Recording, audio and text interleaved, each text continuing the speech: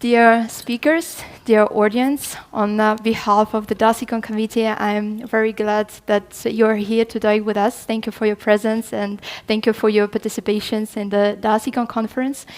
So this is the first panel, the first breakout session of today DASICON, and it is devoted to the role of diplomacy, to the power of diplomacy in a globalized era.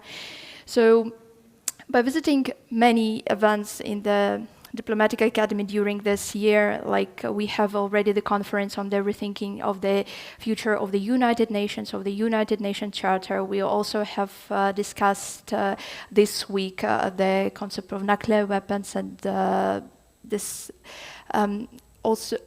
resulted in my mind with the main idea that the world of today has definitely changed, and we have to rethink all that we know about the international relations, because we actually entered into the new era when we have to do it. And one of such concepts is the diplomacy, because as we know that diplomacy is an art and science in the international relations, and it's a very important tool at the international arena. And so we have today speakers from different regions. So we have, first of all, I would like to welcome Mr. Mazumdar, the ambassador of India in Vienna. Then we also have Mr. Lobstein, the US diplomat, and he has been served in the US Foreign Office since 2002, and he also worked in the US embassies in Belgrade and Beijing and in Moscow. We also have Mr. Thomas Oberreiter. He is Director General for Europe and Economic Affairs in the Austrian Ministry of Foreign Affairs, and he also specializes in the European politics, as he served in the Austrian Foreign Ministry and as well as the Austrian Permanent Representative to the European Union.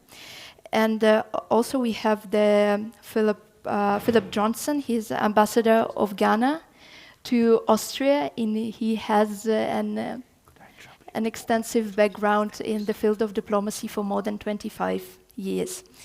So I think we can start our panel, and each of the speakers might share their visions of diplomacy, how we view it, how we perceive it, and how our vision of diplomacy has changed or should be changed, and what can we do in order to preserve such necessary tool in the international relations. So I would like to start with Mr. Mazumdar. Yeah, the floor is yours.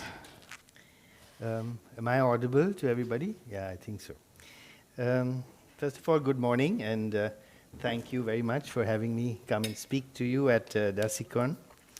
I congratulate you and your student organizers for the choice of subject and also for choosing us very fairly. We are two from the Global South, two from the Global North, and one each from 4 continents. It is always exhilarating and at the same time daunting to speak to young people. I speak from experience. I have 2 children who are no longer children, of course, but I know how easily they pick holes in whatever I say. So we are to speak on bridging borders, the power of diplomacy in a globalized era. One can hardly speak of anything today without mentioning the pandemic and Elon Musk. Not in the same breath, of course. And so I too am going to refer to both of them in the course of my speech, if nothing but for the fact that they are both such reminders of our globalized world. From the perspective of the vast majority of countries of the Global South, globalization is the globalization of challenges. Whether it is the pandemic and its effects, whether it is the conflict in Europe or climate change.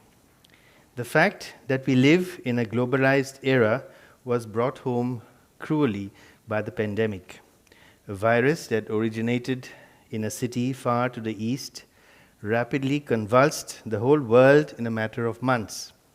People were confined to their homes, flights were grounded, borders were closed, factories were shut, livelihoods destroyed, hospitals swamped, and countless lives lost.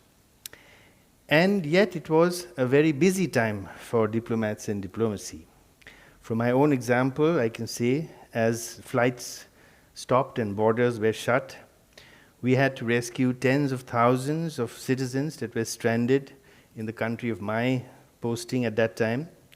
We had to organize flights, refueling of aircraft, drawing up of passenger manifests, responding to desperate citizens in distress, providing masks, therapeutics, and food, even food.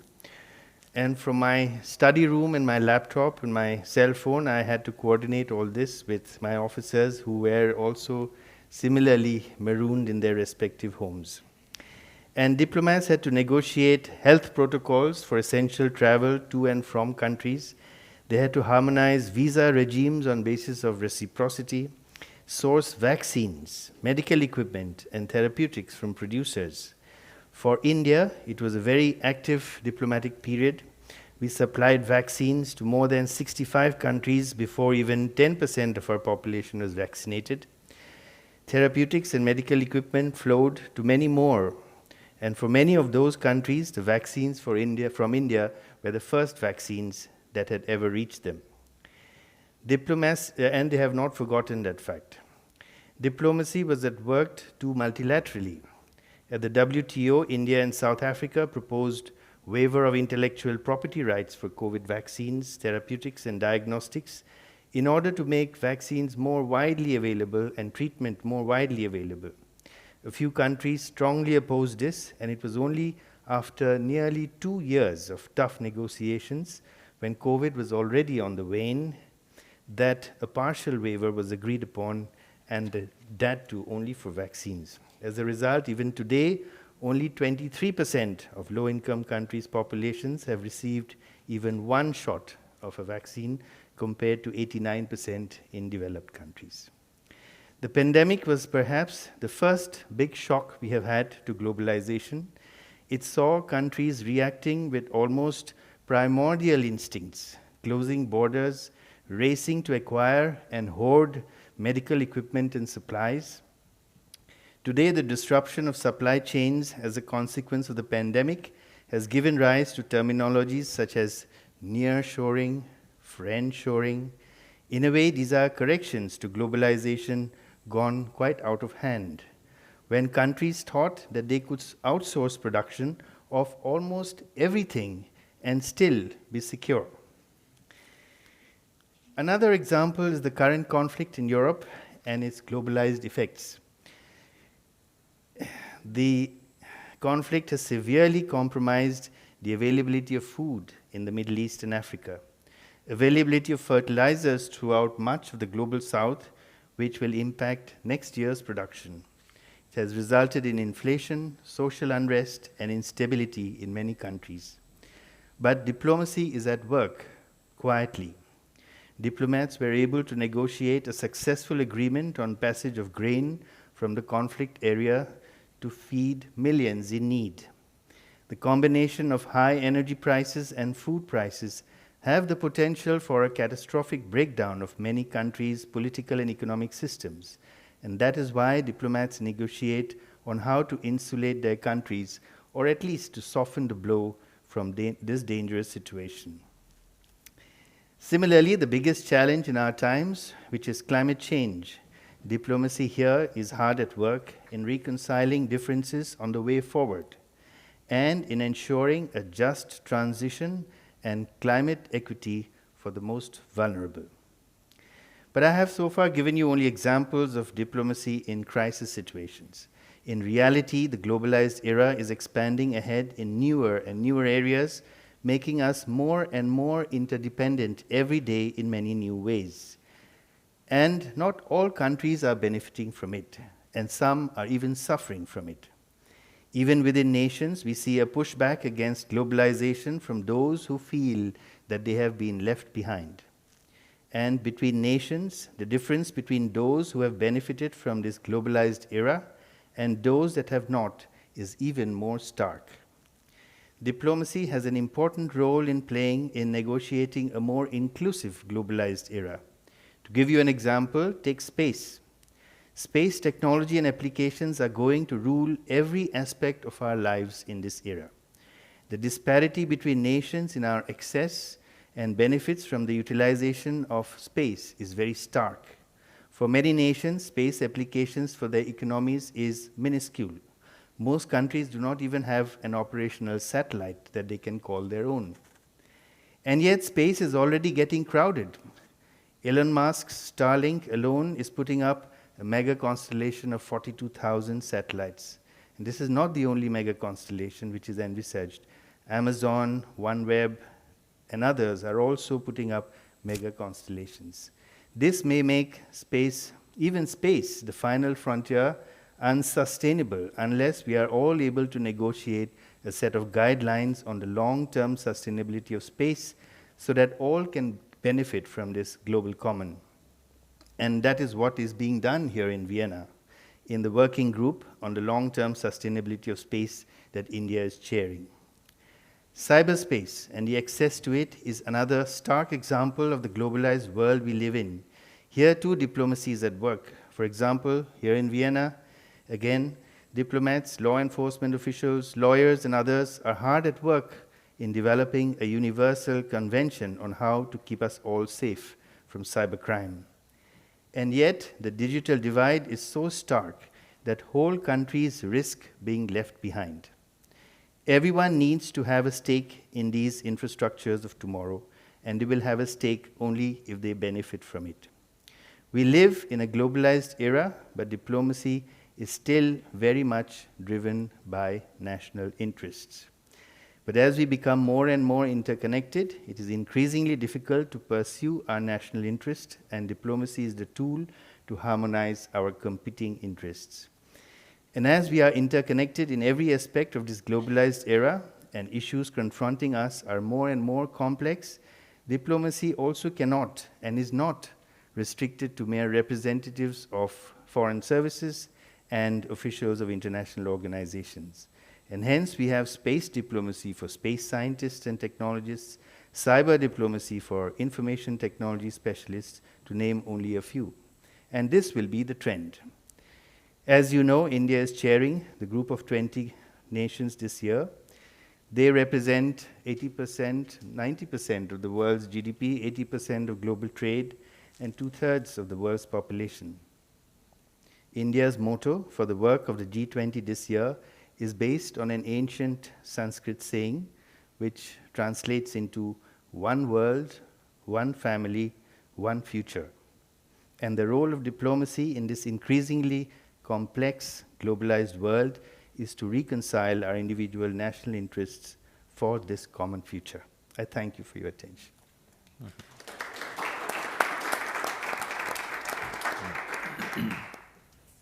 Dear Ambassador, thank you very much for your important points. And I think the slogan of India that you just mentioned is perfectly describes what we need diplomacy for. And thank you for sharing your thoughts on the two crises as game changers, the COVID-19 crisis and also the war in Ukraine, and for sharing these ideas on the cyber and the space diplomacy. And for me personally, it was interesting to hear, and I leave it for the Q&A session about diplomacy in climate, because we know there are these negotiations on the first plastic budding agreement that will take place. So it's really on the issue on the table. So thank you so much. And now I would like to give a floor to Mr. Lobstein. Okay, thank you very much. And thank you very much for the invitation to speak. I recognize that I'm in very illustrious company here, and I am the junior diplomat here at the on the rostrum. But I am glad that we have such different perspectives here today, and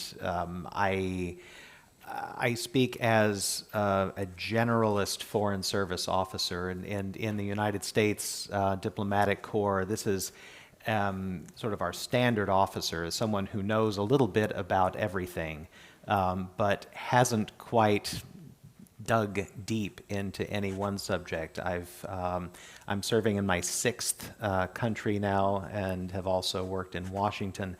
on a variety of different issues that I think are relevant to the discussions that you'll be having today. So I want to touch on a few of these.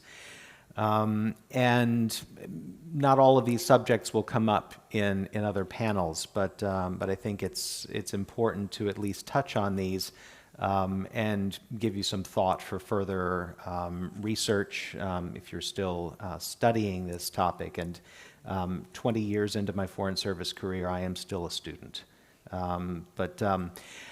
I think, first of all, I wanted to say something about the footprint of the U.S. diplomatic presence around the world and how unusually large it is. In every country where I've worked, virtually every country I've worked, the U.S. diplomatic presence is the largest one of the entire diplomatic community. In Vienna alone, we have 3 different diplomatic missions, one bilateral, one to the OSCE, and one to the UN agencies. We have 160 American diplomats, about 360 total staff here. It's enormous, and many people ask me, why? Why do you need so many? We have more than 270 diplomatic missions worldwide, embassies in about 168 countries, plus quasi-embassies in other countries, 13,000 Foreign Service employees, of which I am one, plus 10,000 civil servants in Washington and elsewhere in the United States, and 50,000 local staff. And why do we need all of this infrastructure and all of these employees? I would say that a big part of the reason is globalization and the intense efforts of diplomacy that it requires to make the institutions of globalization function and to advocate for U.S. positions in these institutions. Of course, a big part of our presence is devoted to maintaining the buildings that we work in and guarding them against security threats, but that's another subject for another time. The history of why the U.S. is so involved in global affairs, I think, is fairly well known, but I'd like to touch on that also. Before World War I, the United States was really a regional power, and we didn't have a professional foreign service. That was established in 1924 through an act of Congress, and that regional role transformed dramatically into a global role around the time of World War II. We can discuss, the specifics of that, but this happened when we found ourselves involved in massive wars in both Europe and Asia, and in the wake of World War II and even during it, we became deeply involved in the effort with our international partners of creating a global network of alliances and institutions aimed at preventing another war like that. And also and the roles of these institutions have expanded dramatically. The numbers of institutions have expanded dramatically, so that now it is mind-boggling to think of the number of different groupings, alliances, regional and global institutions that we work with, many with overlapping missions, enormous budgets, small budgets.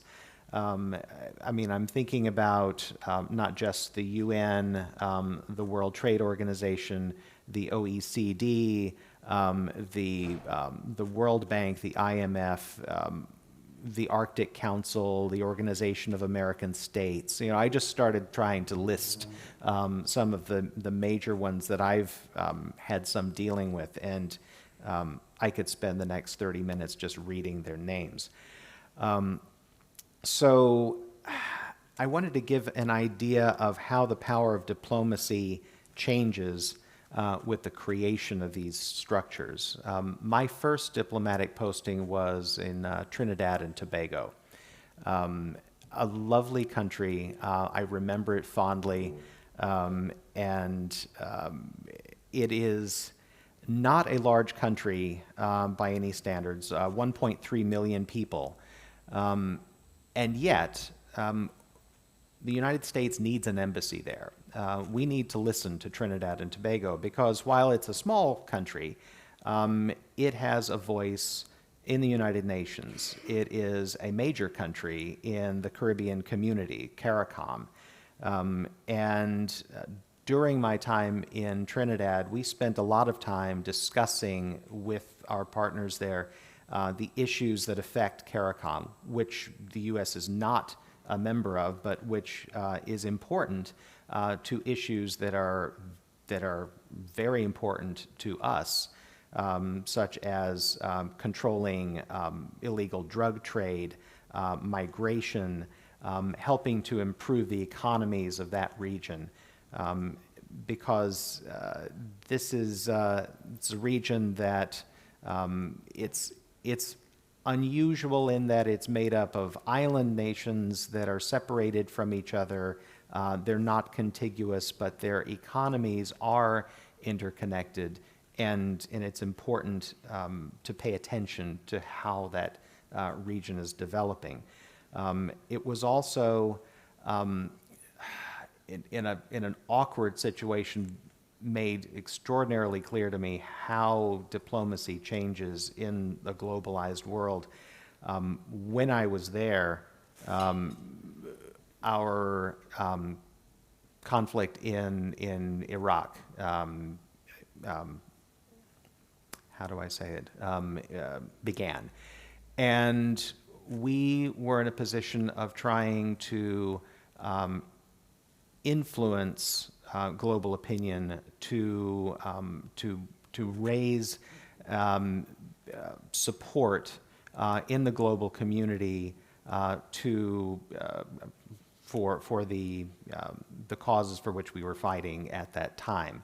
Not to get into the details of that in this forum, but what I thought was important was that Trinidad's voice mattered at that time.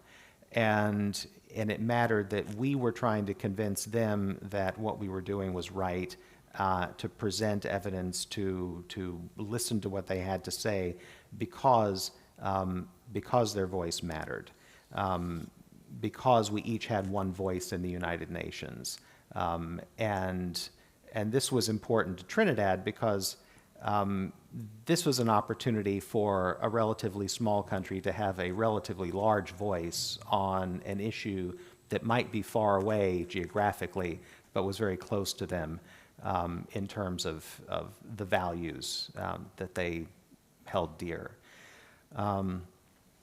Another tool of diplomacy that I wanted to touch on that's very important since we're sitting in an EU member country is how we use access to these institutions to try to exercise influence. My last posting was in Belgrade, in Serbia, which has been an EU candidate for several years now, and the process by which Serbia and the other Western Balkan countries are trying to gain entry into the EU is an interesting case study in how the diplomacy of global and globalized institutions really is influenced by these processes. That we use the accession process to try to influence changes in governance in these countries, to tackle corruption, to improve the functioning of parliament, to improve freedom of the press, so that in an institution like the EU, where like-mindedness is so important, that the EU admits countries that are like-minded, that are committed to democracy and human rights and the freedoms and values that make the EU what it is.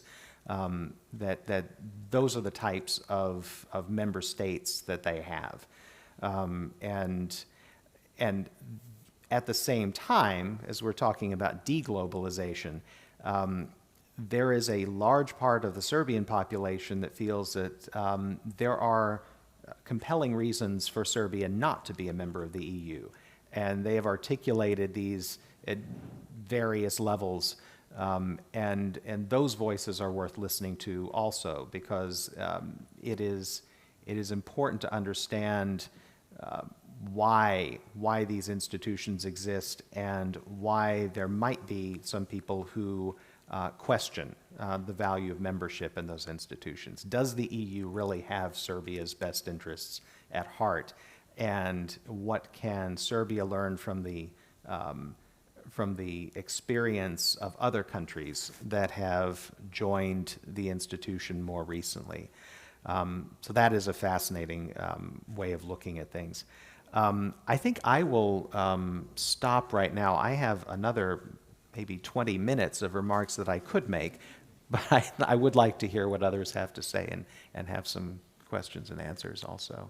Okay, thank you so much. Thank you for this insights also to the US foreign policy and globalization as well, and for this, I think, necessary point on the impact of the institutions, that institutions shape the countries, but sometimes also countries shape the institutions as well, that might change how institutions are organized.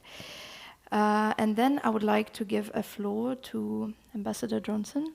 Yeah, the floor is yours. Yeah, it's my great honor to speak to you today about the power of diplomacy in a globalized world. As diplomats, we have a unique responsibility to promote peace, stability, and prosperity in our countries, continent, and beyond, as we engage with agents of other international actors. At the outset, the views that I would express here are my personal views and do not reflect any position of my country. However,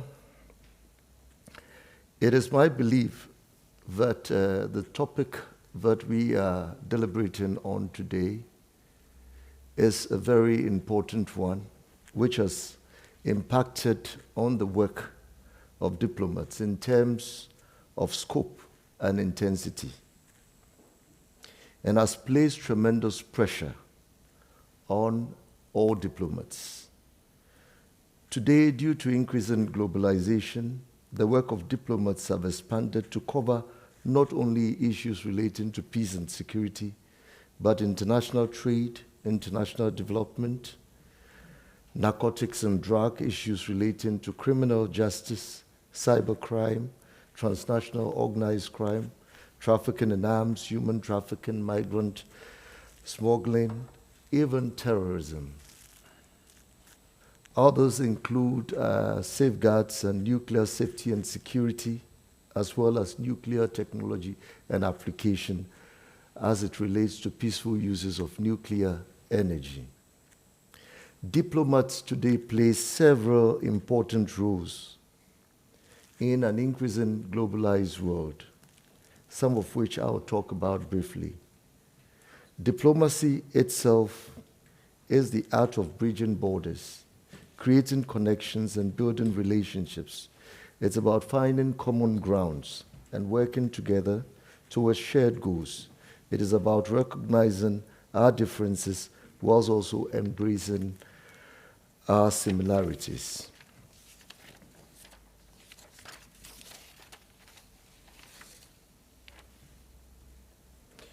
Where I come from, one of the critical issues is about conflict and how we try to stabilize our continent so that we could enhance our development.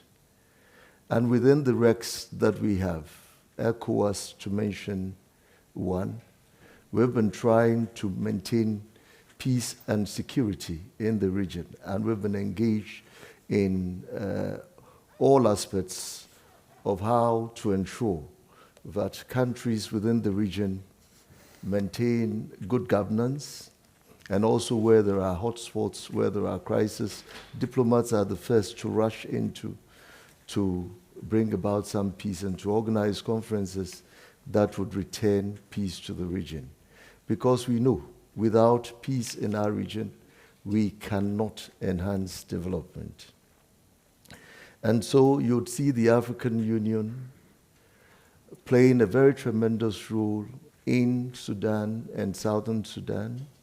You see ECOWAS playing a very important role in bringing peace to Sierra Leone and also in Liberia. And then in recent times where there has been, how do you call it, coup d'etats in 3 West African countries, it is the diplomat that starts the process of engagement at the highest level and even at the level of career diplomats to bring peace to the region.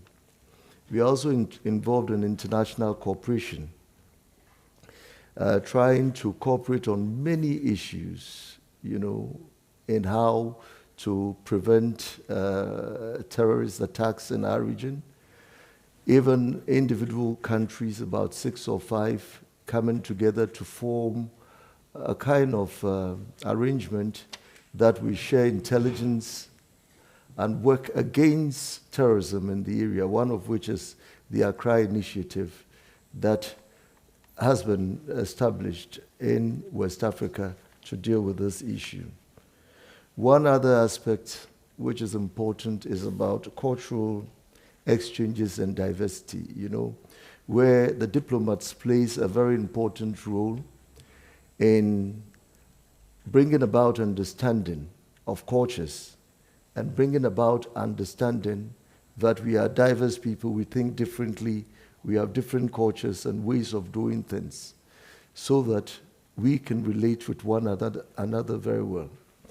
Quite recently, in my job in Vienna, I came across a book written by Peter Altenberg. Peter Altenberg had written a book known as Ashanti und Wien. It's in German. I do not speak German. But I was surprised that Peter Altenberg spoke about a situation which happened in 1896, where a number of Ashantis were brought to this city, and they were observed by the people of the city to find out how they lived and so on, and he spoke against it. This is something that we do not know much about. When I was coming here, I had no knowledge about this, but I came across it.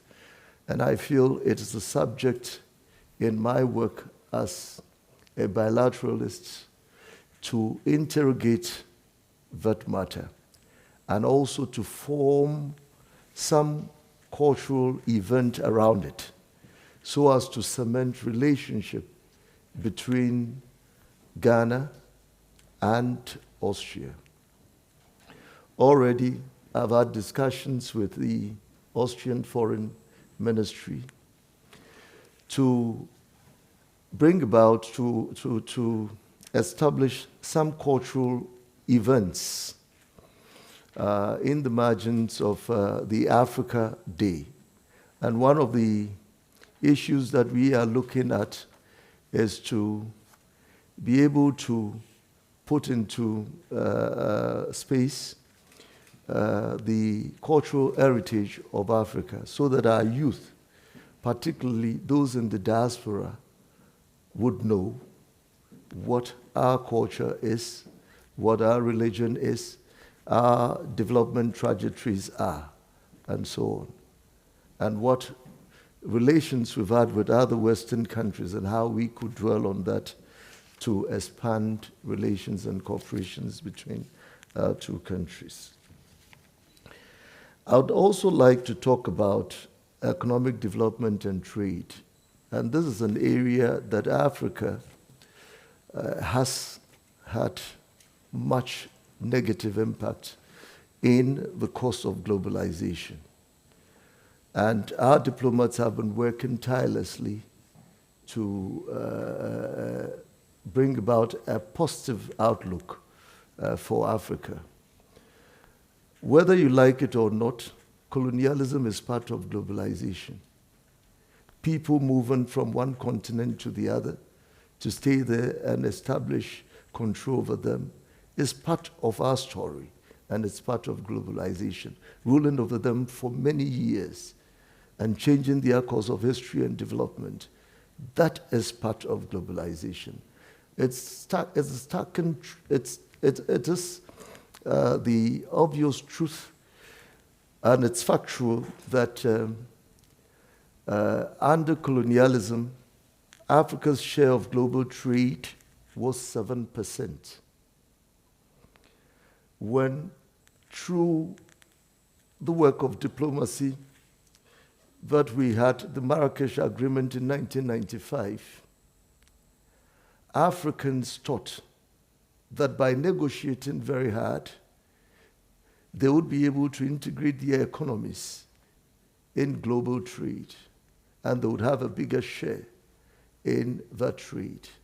Surprisingly, for a very long time, even though we deployed very hard efforts, and we have huge comparative advantage in terms of mineral resources and in agriculture, our share of global trade stagnated for a very long time at 2%. And we're talking about a population of 1.3 million, about a seventh of global population, with huge resources. And so, as the ambassador of India and the director of the institute talks about, globalization has not served us all well.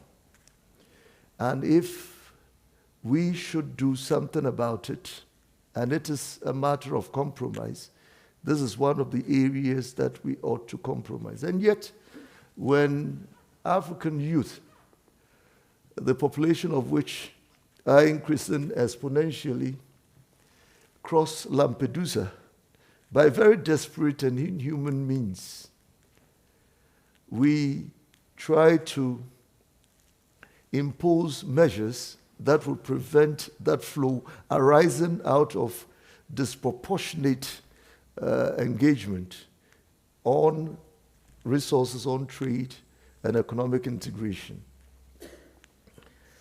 I am saying this to sensitize you on some of the realities in Africa and the impact of globalization on our continent.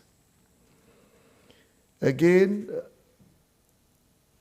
the kind of unrest that you find in Africa that diplomats are working on, that I've spoken about, the Accra Initiative, what has been done within the AU to handle this matter within the UN, even in UNODC, to deal with this matter, have arisen as a result of the desperation of the youth who are not finding jobs to do.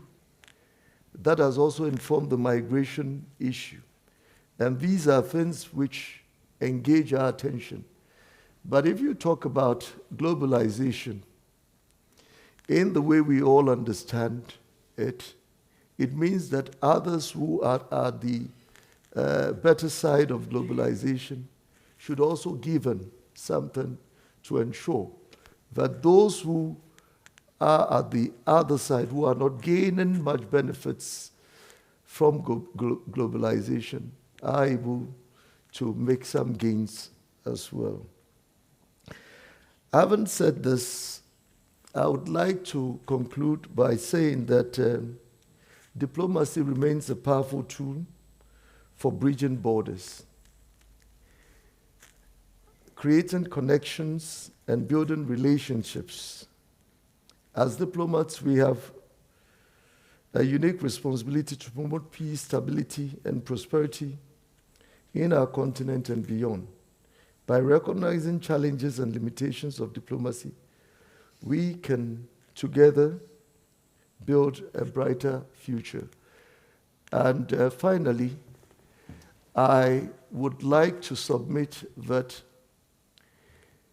the current trend in globalization would not cease. It would only continue. Not AI, data analytics, would not change the trends.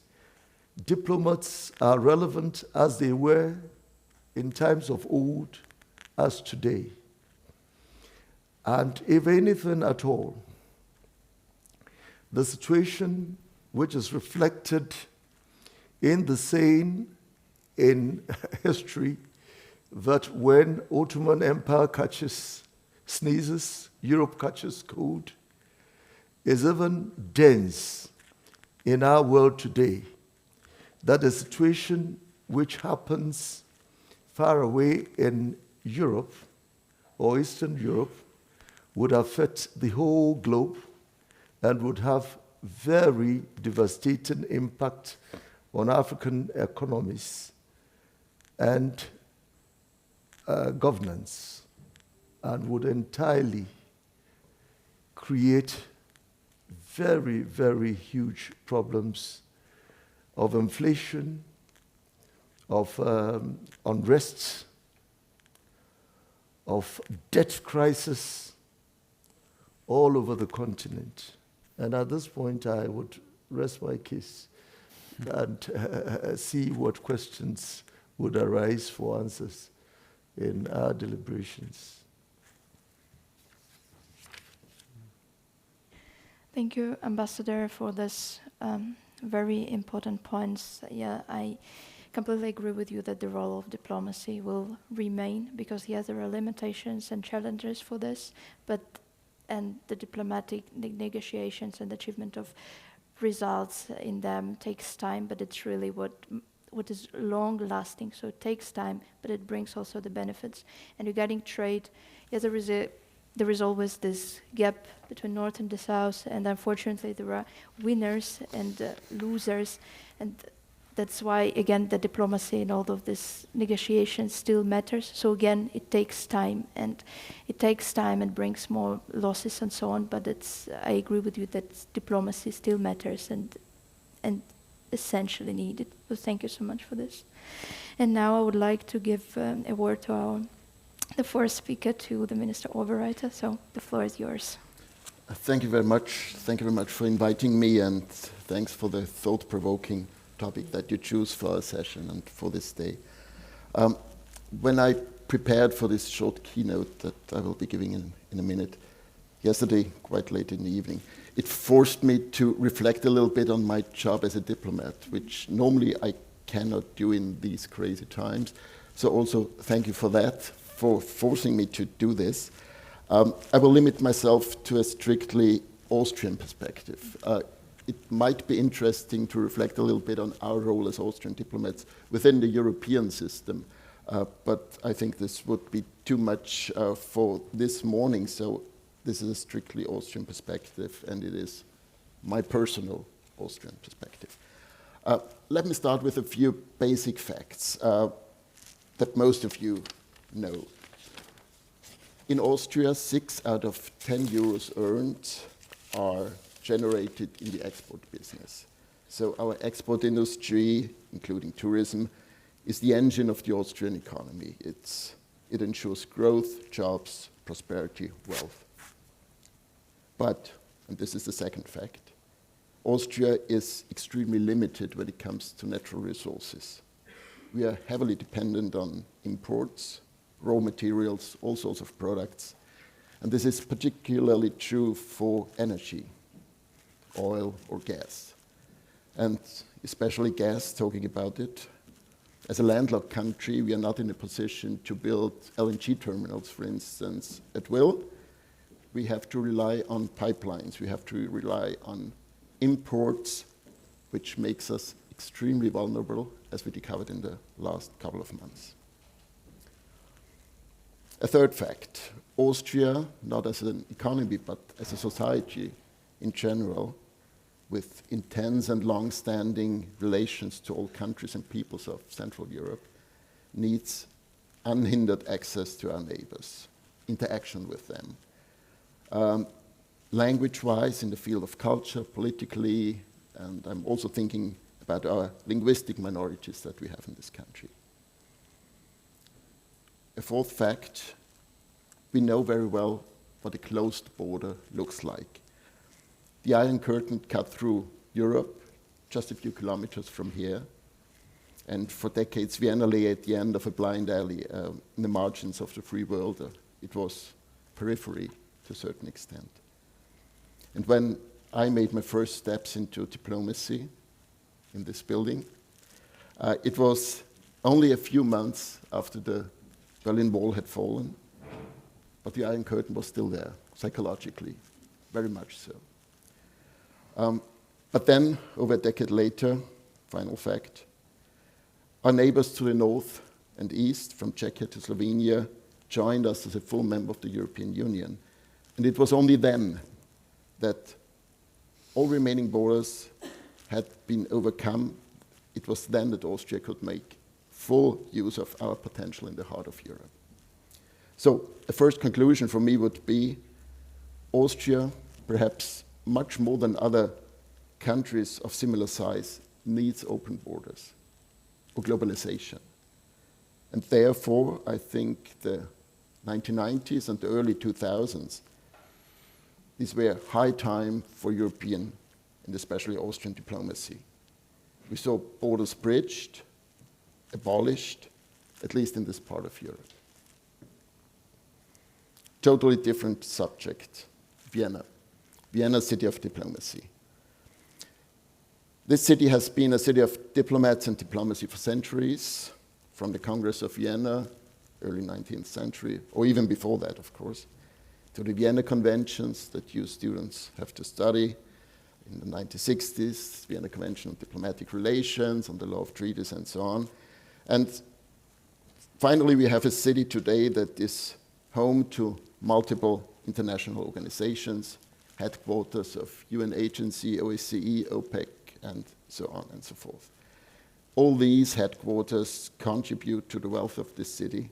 We're proud to host them, and we see that multilateralism and its institutions bring a huge benefit. But perhaps more important than that, smaller nations like Austria, we need a rules-based, stable world order, a functioning multilateralism that ensures that we are not just at the mercy of more powerful nations. So my second conclusion would be Austria needs stable and a rules-based world order. And here again, our diplomacy and our foreign policy in general greatly contributing in shaping such a multilateral and stable environment in Europe. And by the way, we continue to do so with our engagement, also militarily, in the Western Balkans that Mr. Lobstein already mentioned. Mm-hmm. So where do we stand now?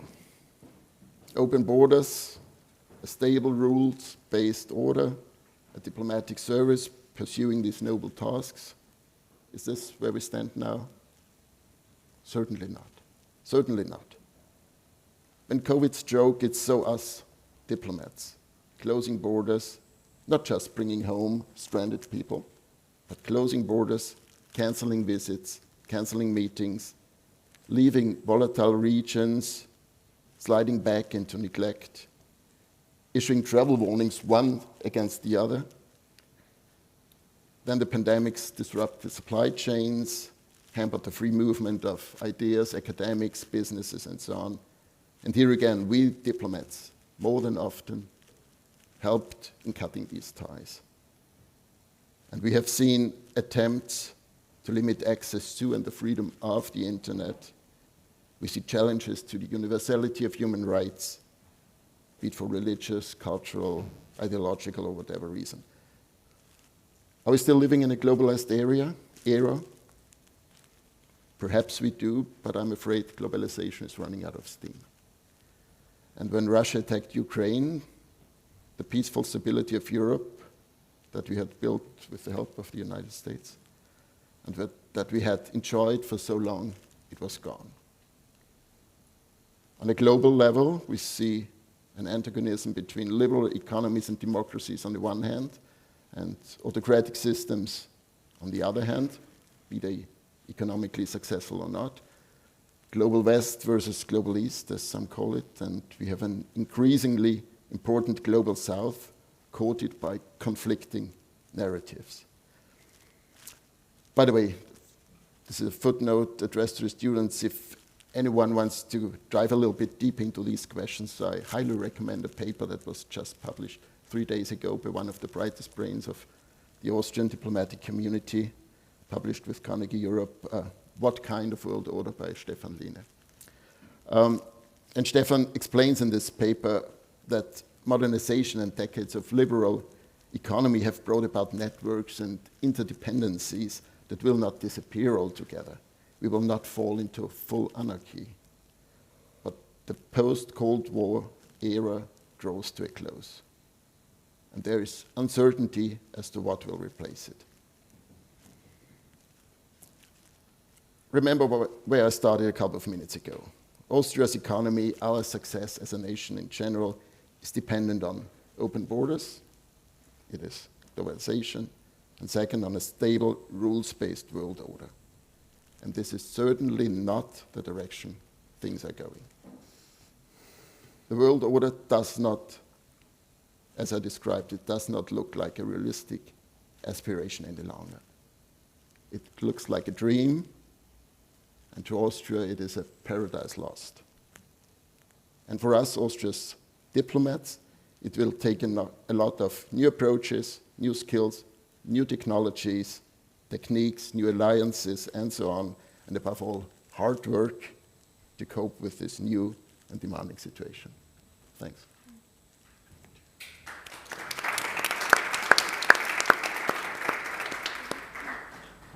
Okay, thank you so much. I would like to thank you first that you shared the Austrian perspective, because that's what we actually wanted, because we have such an opportunity to listen to different perspectives from different regions. And yeah, I fully agree that we live in the conditions of interdependence. We see the benefits of it. And if we deny it, I mean, we're just stepping back, or if we want to accept it. So now I think we can come to the Q&A session to our speakers. So you may have questions to all of the speakers or to particular ones. So just say it, and I would suggest we can collect 3 questions from the audience and then to answer, and we can do 2-3 rounds like this. So if someone have questions, okay, then 2 and 1 there.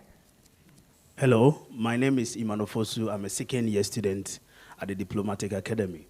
My question is with regards to modern diplomacy, and as we could all testify, in recent development, modern diplomacy has went through a lot of fundamental changes, which has made domestic and international politics, which were of no concern to diplomacy, come into being. And technical developments such as digitization has also affected the course of and how we understand diplomacy. And it's making the public become more sensitive about issues which are even not concerned as compared to the previous days of diplomacy. So my question is, as foreign ministry affairs and also diplomats, ambassadors, and government in general, which area do you think there should be more proactive works so that we could achieve the ultimate or the core aim of diplomacy? Hi, my name is Jenny. I'm also a student at the Diplomatic Academy. And I have a question that's more sweeping, I will say. So it goes out to everyone, actually, and ties in with what was said. Also, thank you very much for sharing all of these different perspectives. So I was wondering very much what Ambassador Oberreiter mentioned about the need for international rules-based order and the need for stability. And also this fact that we are noticing that this is no longer the case, basically.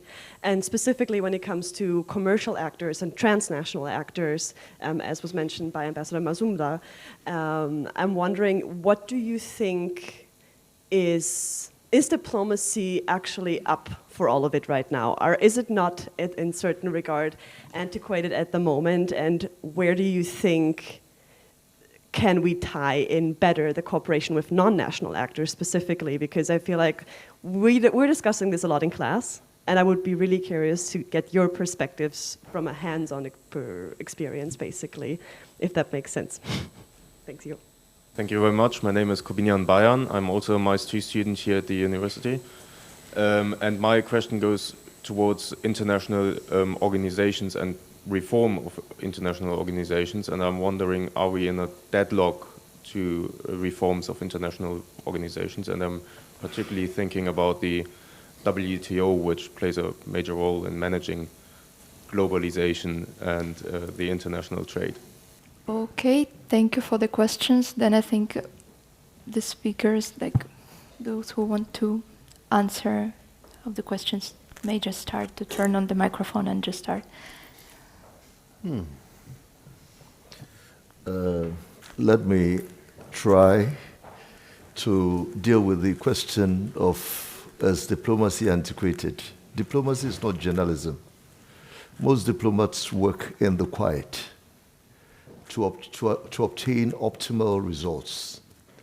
And in my view, whether we like it or not, and as I've stated earlier, even as globalization increases, it only increases the intensity and the scope of diplomacy and makes our work even much more difficult.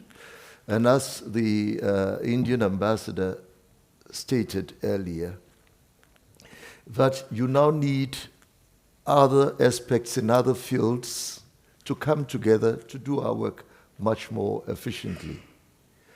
And so, in my view, it is not antiquated. You would need diplomacy at the highest level, political level, with career diplomats to ensure that things are stable, things get on well. For whatever reason, it's better to have diplomats engage on very pertinent issues in a slow manner than leave it without diplomatic engagement for it to disintegrate.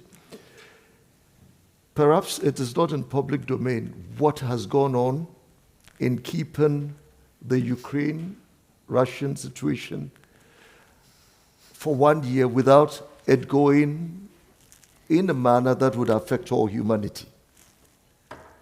It is not all that goes on in diplomacy that you would, how do you call it, know, and that would come up in the press.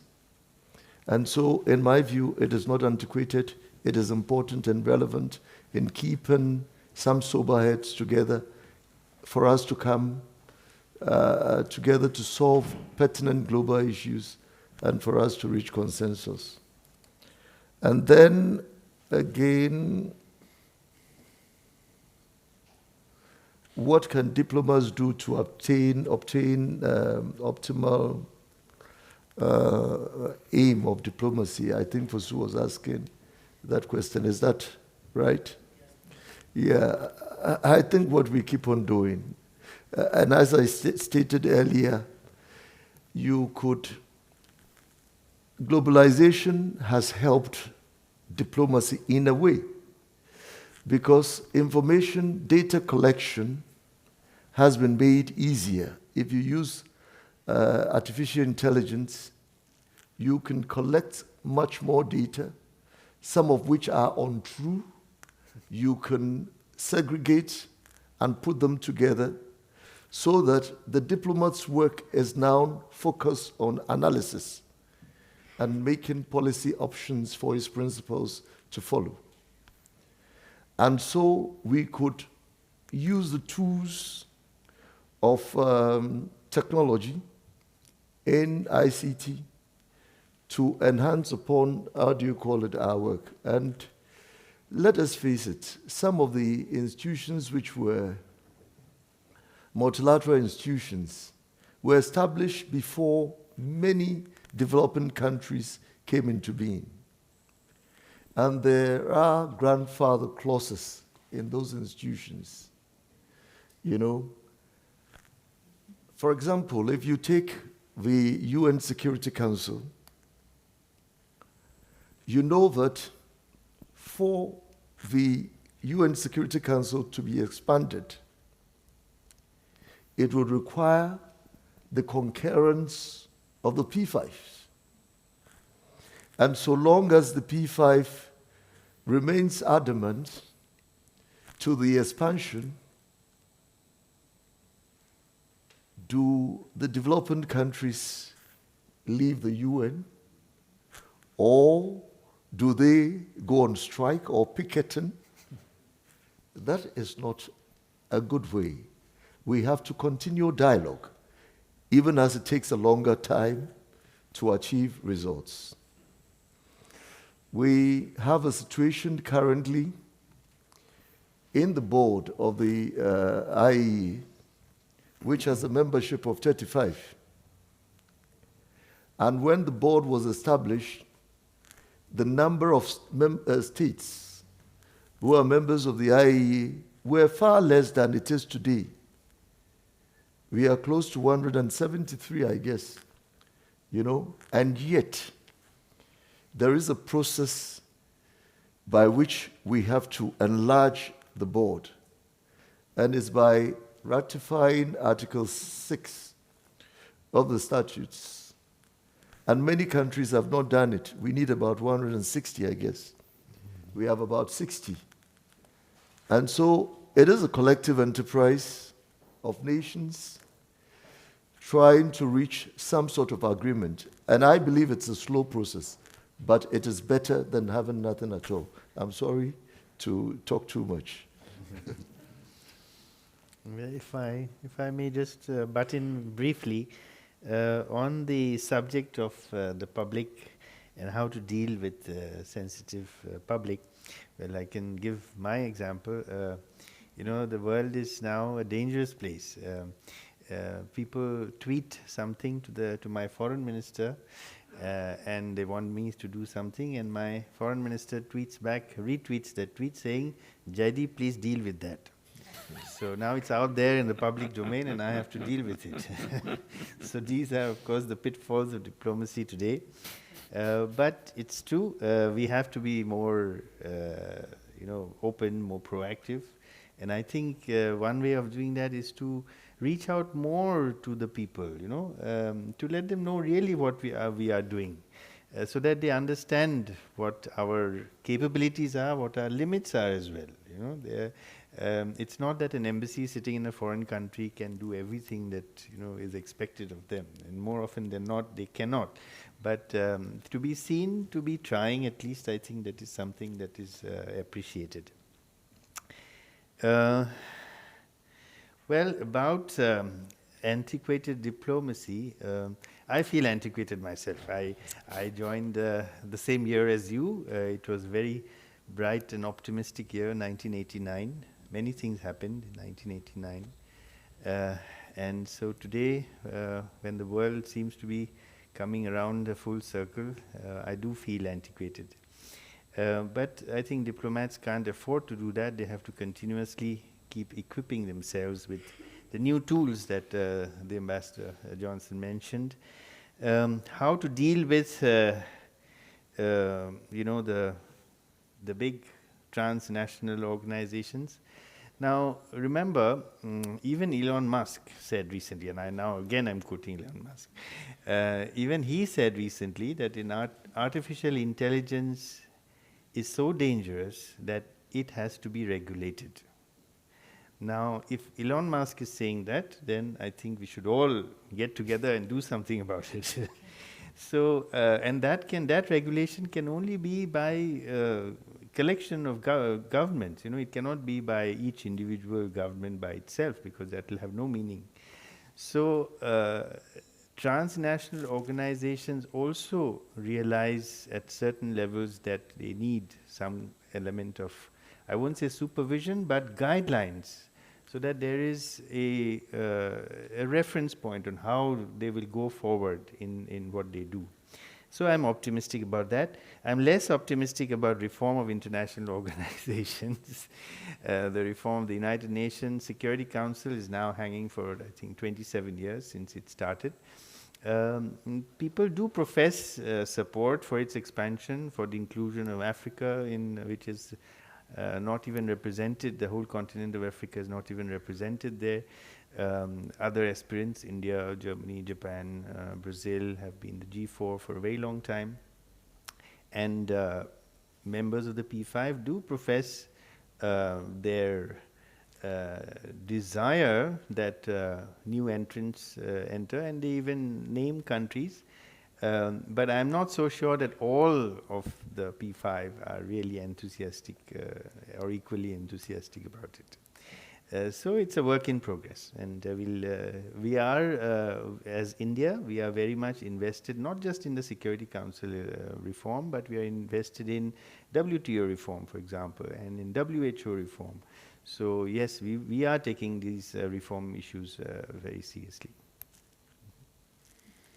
Yeah, also on the question of, is diplomacy up to the challenges, or are we too old-fashioned? I just wanted to give two examples from our daily work. In September, we had the annual ambassadors conference, 100 plus Austrian ambassadors assembled in Vienna for 1 week, and the overarching topic was not the Russian aggression, it was not climate change or COVID crisis, it was tech diplomacy. This was chosen by the foreign minister on purpose, because our foreign service has to move a little bit our focus from the traditional diplomacy as we know it to the new challenges.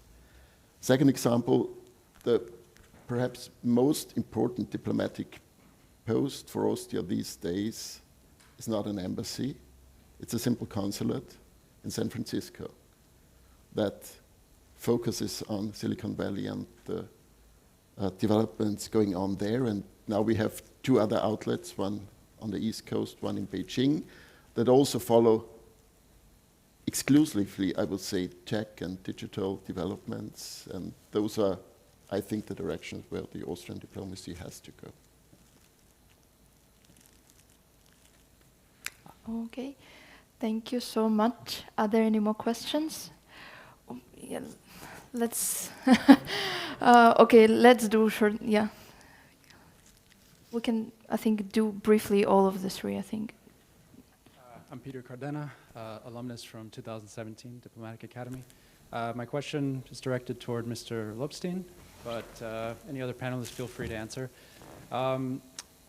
This is not mentioned that often, but I feel it's relevant, and because it occurred during the pandemic technically, but also in this age of globalization, the Abraham Accords. I was wondering if you could touch upon that, since the United States mediated this diplomatic victory, and I would say it's a significant and major diplomatic victory, and again, it's not mentioned that often, so I'd like to hear your thoughts about it, and did it happen in spite of globalization or because of? So that would be my question, and anybody feel free to comment. Thank you.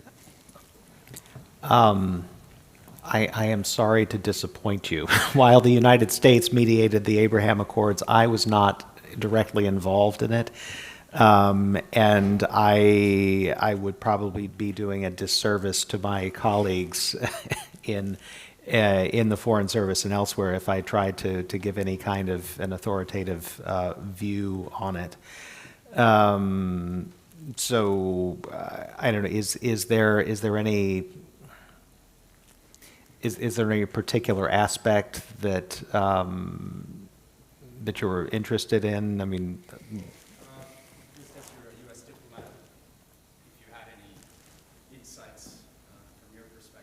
Mm-hmm.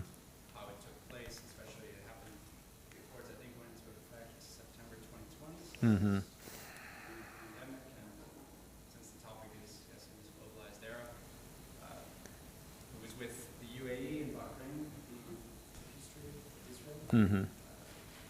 They're quite developed countries now, their economies, especially in the past 30 years, so globalization played a role, I suppose, in some way from your perspective. Mm-hmm. What do you think? I should allow some time for other questions, but I mean I'm sorry, I'm just not going to be able to comment on it. Just it's a little bit too far out of my lane, but yeah. I think there is a question from Ambassador of Sudan and also from students from Victoria.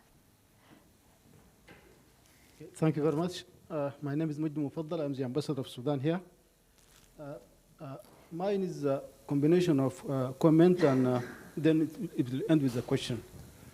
One of the biggest challenges that faces us as a third world country in our diplomacy, we find that in how to make our voice heard by our partners, sisters and brothers in the developed world in any issue. And also there is a very big gap of capabilities between the developed world and the developing world. And this is also impacting the diplomacy of the global south. Just to give you an example, when people here speak about, when my brother ambassador spoke about Elon Musk and more than 42,000 satellites launched by one single person or a company, you have the whole the whole continent of Africa is not having less than 1% of that amount. You see the difference in capabilities. One company or one multinational company, one individual with these capabilities, and you want to have, as a developing country, come to negotiate with a country with those capabilities. This is one individual in one country, let alone so we have a very big challenge in order to have our voices heard and also to have our interest kept. So this is the biggest challenge that's facing the developing countries in a globalized world. And unfortunately, the gaps are ever increasing between the developing world and the developing countries. For us, globalization is totally different. Globalization has to make diversity. When we speak about globalization, we're not speaking about a single human being with a specific characteristics, but we think that in globalization, we need globalization to respect the culture of every single country, of every individual. But with these capabilities, we are not in a position as diplomats from the developing world to protect our identity or to serve our identity. Now my question is to all the panelists, how in this globalized world now we have another challenge now we are entering, unfortunately we are entering a new Cold War. Whether we like it or not, it is a new Cold War. And we are at the same time facing so many challenges, so how can we, in the global south, in the developing world, protect our interest and make our voice heard to our sisters and brothers in the developed world in order for us to chart a way and to form a better future for the new generations who are now organizing this conference. Thank you very much. Just a short question, and it will be good. I'm Victoria Teliha. I'm also the DA student, and my question is addressed to Director General, to Oberreiter, and thank you for your points. And I wanted to ask that how the Austrian dependence on Russian gas and how Austrian vision has changed to expand its borders, its resource borders in the context of our topic of globalization. Thank you so much. Thank you. So, if any have any comments, there was a direct question to you. So yeah, you just you can start. I will start. And well, gas and energy diplomacy, of course, is a difficult issue, but you have a real expert sitting here at the first row. When it comes to Russian gas, well, the figures are interesting. We started with a dependency on Russian gas of around 80% or even higher. It varies, but certainly the trend is going down, and our biggest national company in this sector, OMV, is certainly diversifying. They also have stakes in Norwegian gas fields and so on. So it is a process that is unfortunately slow. One could hope for more, but it is taking place, and so I hope that at least there's the commitment from the political side to have an Austrian economy in the near future without Russian gas. But I mean, economic ties are still there. There's no need in denying this. But I think at least we're on the right track. Okay, and thank you, the Ambassador, for the question. I think to answer on it, as I understood it, I think each of you may just like give a comments like what should be done in order to make this our globalist system more inclusive, because I think this is the main message of the question as I understood. So we can start just one by one. Yeah. Mr. Ambassador, I think you've raised a extraordinarily relevant point, especially like as I've heard that question phrased in different ways this morning. We have a set of international institutions, and we have a problem when an institution begins with a core set of members and then expands to include new ones. And especially when you have certain institutions, I'm thinking in particular about the EU because I think about it a lot these days, where so many important decisions are taken by consensus. And when membership expands to include countries that have very different perspectives, consensus becomes more and more difficult to achieve. And this, I think, goes to one of the key issues of reforming international institutions. And once the institution has been going for several decades and membership has expanded, consensus is very hard to achieve. How do you then achieve consensus on a reform of that institution? It seems to get into a sort of circular logic and extremely difficult to resolve these sorts of issues. But I think that at some level we have to, there has to be an sort of an agglomeration of interests of countries that are underrepresented. And I'm thinking of, when we talk about the Global South, we talk about African countries that are not well enough represented in the global institutions. This is where regional institutions that do incorporate those underrepresented voices become so much more important. And I'm sorry I don't have specific proposals to suggest, but I think this is definitely an area that needs to be explored more in depth.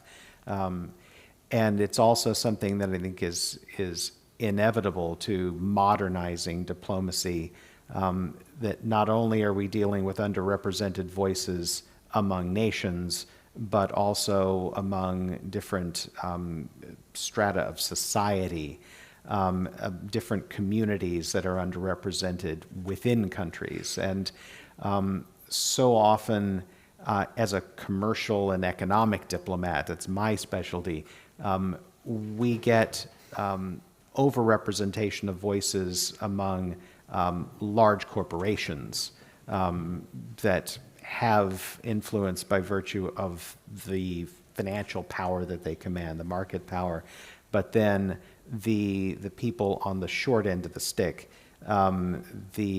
those who are affected negatively by decisions that are taken by these overrepresented bodies, they need to be represented also. And that is a constant struggle to expand our sphere of our reach to include those voices. Thank you. Mr. Ober, yeah. Go ahead. Just a few points, and I'll be a bit specific. At the VIC, when we are having negotiations, for example, the informals and the negotiations lead into the CND. How many African member states do you find in the room? How many representatives of Global South do you find in the room? Very little. They are all Western, and they are forming and norming, and these decisions come to hurt us and future. I'm using this as an example to show how the processes are evolving without the Global South, without, African countries, and therefore our voices are not heard. But much more importantly, why is this so? It is because we don't have the resources to be there. And we have not come together, at least in the face of limited resources, so that one delegation would speak for all, or two or three, at one given time. And so, in my view, we need to take deliberate action as Global South representatives to work with one another. The whole issue of South-South cooperation is something that we've spoken about often, but in terms of implementation, it has not been possible. This is something we have to take up seriously. We also have to create wealth. We have to help our youth add technology, apply technology to our resources, natural resources, to create our own wealth. I believe that in Africa, for example, the new issue of Africa Free Continental Trade Area is so important that no African country should take this less seriously. And once we are able to do that, focus on our human resources and create wealth and take deliberate steps in dealing with our issues within the multilateral setting, we would be able to make a difference. Thank you so much. And the Ambassador, dear Director General, may I please ask you, unfortunately we're a bit running of time, just to sum it up, like a few words. We have 1 minute, so I'll take 30 seconds. So, yes, it's a very relevant question that the Ambassador of Sudan has asked. And I agree with what you have said, Ambassador Johnson. It all boils down to lack of capacity, lack of resources. And that is why part of my this exposition today was about how we need to involve everybody. Now, having said that, I must also say that Africa is extremely important. You can get an idea of this from the very fact that the United States has a summit relationship with Africa, a US-African summit. China has a China-African summit. India has a India-Africa summit. The European Union has a European Union-Africa summit. So African Union actually has a very powerful voice, and I have no doubt that as you consolidate your requirements and your needs and your voices together, it will be heard. I hope that's within 30 seconds. Thank you so much. Thank you very much. Not very much to add. The question is pertinent more than that. And I do not have any concrete proposals, but I think what we also as Austria should look for is to at least preserve the fora and the possibilities to have a dialogue with you. Because in these times, everybody runs the risk of being taken hostage, of different narratives, of different tendencies to drag you into one or the other camp, and what gets lost might well be exactly what you are asking for, to have the space to voice your positions. And I think this would be one of the takeaways that I take from this. Okay. Then thank you so much for your participation. It was a pleasure to have such a panel breakout session with you. And thank you, audience, so much for your presence. Thank you. Thank you.